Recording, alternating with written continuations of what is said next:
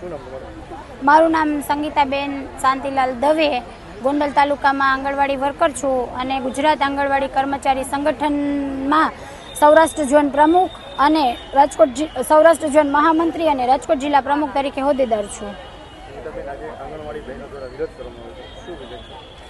આજે વિરોધ કરવામાં આવેલો છે. આજે લગભગ ગુજરાતના તમામ તાલુકા જિલ્લાઓમાં આ પ્રોગ્રામ છે. અહીંયા તમે જોઈ શકો છો, રાજકોટ જિલ્લાની તમામ આંગણવાડી વર્કર અને હેલ્પર બહેનો અહીં આવેલી છે અલગ અલગ તાલુકામાંથી. અને અમારો વિરોધ છે, આજે 2 દિવસની હડતાલ છે, જેમાં આજે પડાવ રૂપે છે, કાલે રેલી કરશું. અને અમારો વિરોધ એ છે કે સરકાર અમને લઘુત્તમ વેતનમાં અમારો સમાવેશ કરે. જે સરકારે મોબાઈલ આપેલા છે એ મોબાઈલ ચાલતા નથી, તો સારી કંપનીના મોબાઈલ અમને પ્રોવાઈડ કરે. પ્રમોશન જે અટકાયેલું છે એ લાયક બહેનોને પ્રમોશન આપે. હેલ્પર બહેનોનો જે હેલ્પર વર્કરનો જે રેશિયો છે કે 50%નો એ રેશિયો દૂર કરી અને 75%નો રેશિયો કરે.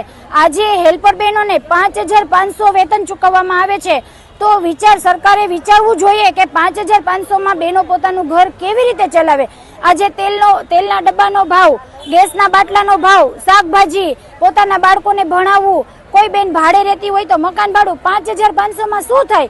સરકાર પોતે કઈ ખરીદી કરતી નથી, તો ખબર નથી કે 5,500 એટલે આજના મોંઘવારી પ્રમાણે શું કહેવાય.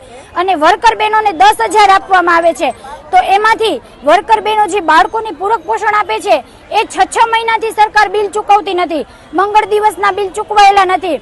મોબાઈલની કામગીરી જે છે, સરકારે પોતે પરિપત્ર બહાર પાડેલો છે કે મોબાઈલની કામગીરીના મહિને 500 રૂપિયા ઇન્સેન્ટિવ આપવું, જે 1.5 વર્ષથી ચૂકવાયેલું નથી. અને કામગીરી માટે તો રોજે રોજ એટલા ફોટા અને એટલી પોષણ ટ્રેકરની કામગીરી કરવામાં આવે છે, પરંતુ સરકાર જે ઇન્સેન્ટિવ ચૂકવતી નથી.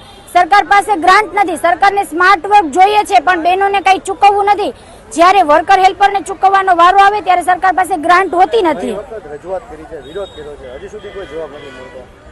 રજૂઆતો અનેક વખત કરી છે. વચ્ચે 1 દિવસની હડતાલ કરી, બજેટની તમામ તાલુકા જિલ્લાઓમાં બજેટની હોળી કરી, અને સરકારે જે વચગાળાનું બજેટ બહાર પાડ્યું એમાં આયુષ્માનમાં સમાવેશ કરી એવો લોલીપોપ આપવામાં આવ્યો. તો એમાં સરકારે શું નવાઈ કરી છે? જે આમ જનતા છે એને પણ આયુષ્માનનો લાભ મળે છે, તો એના કર્મચારીને